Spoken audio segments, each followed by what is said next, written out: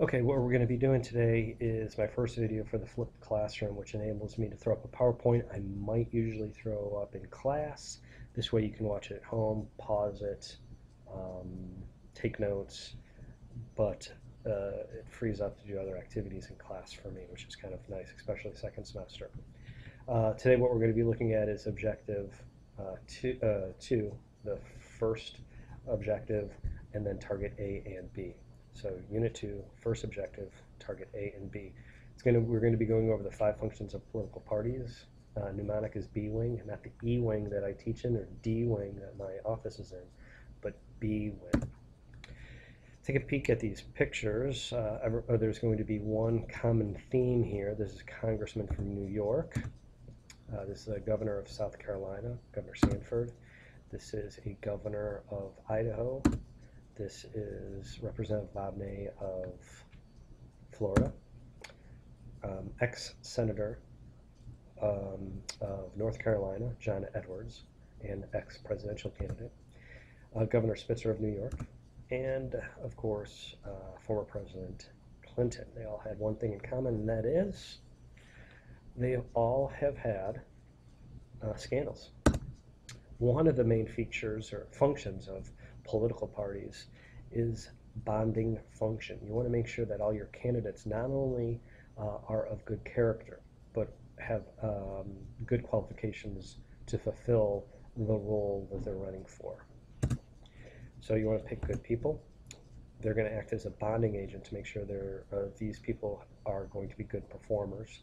For example, if you're a Republican and you're voting and you're at a position you don't even know who these people are, you see a Democrat or a Republican, you know just because it has an R there for Republican, this person's a good person, and that's why you want to vote for him, because you are a Republican.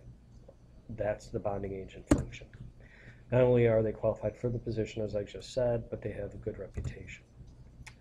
If a party doesn't care, doesn't take responsibility, and there's a lot of scandals, that party will take a hit at the polls. Then there's watchdog function. Watchdog function are usually are used by the party out of power. So right now we have the Democratic president, Democratic Senate. The Republicans would be the party out of power. They are only in control of the House of Representatives. So they're going to act like a dog and bark and warn people, say, and point to the president and the Democrats saying this is what they're doing. They're trying to warn them ahead of time. So they watch over the conduct of the public's business. It's very true for the party out of power. They're going to try to convince voters that the party in power should be thrown out of power and the Republicans should be put in place to run the country.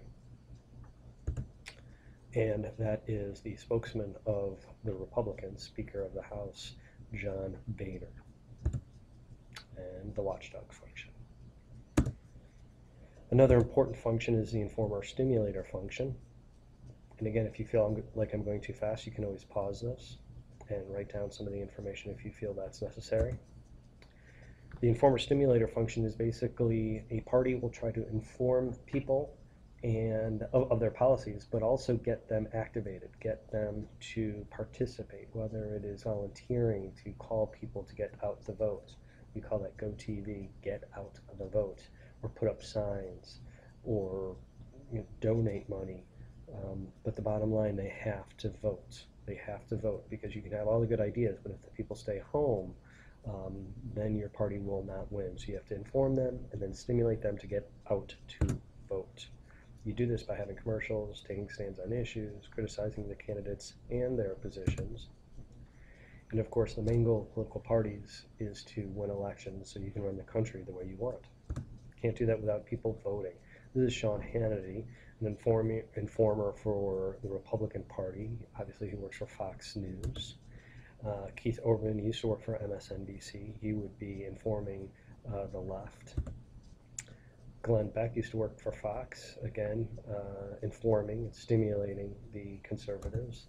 And Rachel Maddow, she works for MSNBC, informing and trying to stimulate the liberals.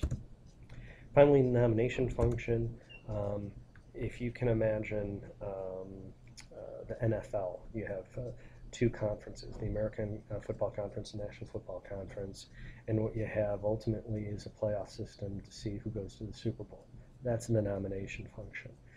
Nomination functions, this is the newspapers I have on the wall. You have many candidates, and ultimately you have one representative from each party going in what we call the general election. That would be the Super Bowl. Whoever wins that is the office holder. So the nomination function is how you narrow down a field of many Republicans or many Democrats to one person. You have that for the presidency, you have that for senators, even governors, even state representatives, state senators, and that is the nomination function. Who wins the party's nomination?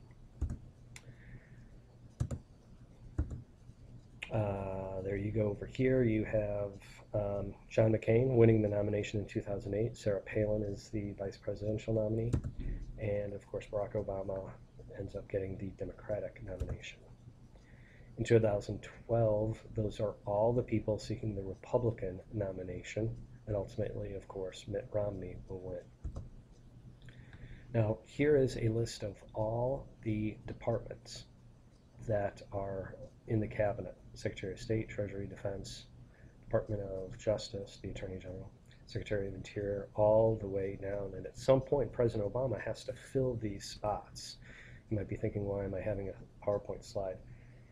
And the question is, if you're the president, you want to steer the country and all the departments in a direction that you philosophically agree with. Now, if you put Republicans in there, they might oppose the direction that you want to go in. So you want to put like-minded people. How do you do that? That's where we have governmental function. In many ways, when an official, meaning the president of a certain party, is elected, that party runs the government. Right now, the Democrats are running the government. And they conduct much of their business on the basis of partisanship, meaning their own party. So strong support of their policy and its policy stands are crucially important. So governmental function provides a pool, literally a pool of like-minded people who will implement their views. That's the significance of the governmental function. You have a pool of people that you know. If there's a D next to their name, Obama knows that they more or less believe in the same philosophy on how to run the government. That's the cabinet meeting that Obama is running.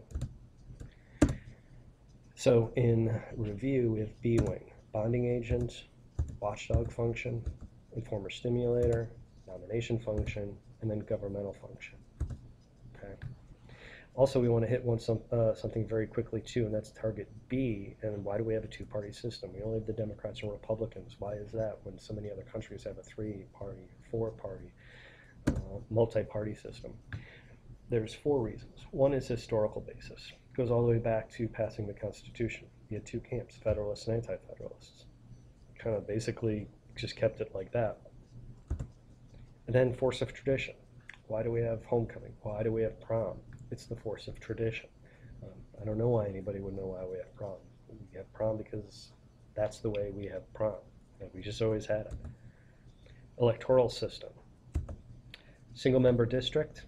We have a single-member district, meaning one person wins.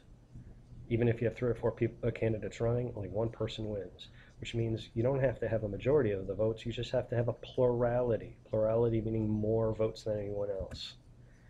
Then finally, American ideological consensus. That is a big concept, but it might be intimidating, but it's not very hard to understand.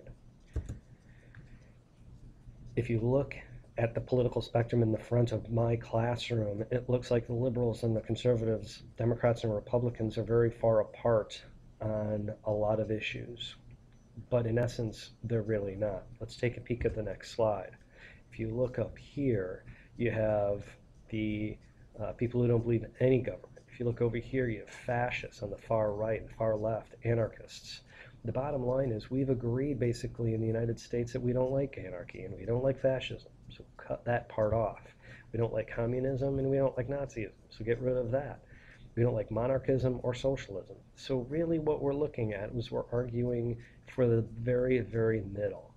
And if you look at that, we've already agreed. We have a consensus on so many things. Though it looks like we're far apart, in reality, we're really not. And then again, down here, the same concept. Um, we don't have a lot of people who are reactionary or radicals. We're really kind of fighting in between the middle. Do we have other parties? Sure. And this is huge. We do have other parties, but nothing that makes a really big impact.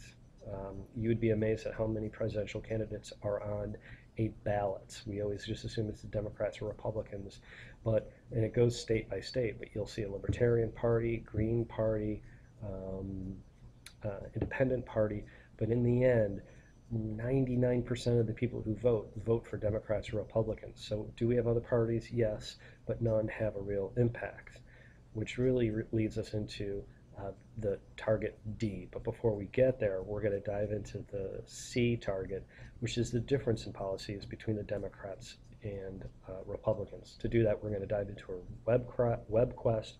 We might have done that today in class. This bad boy is going to, this PowerPoint or video, classroom video is going to go up the day of the quiz, as always, just to make sure you've read. So I anticipate this being put up on Thursday.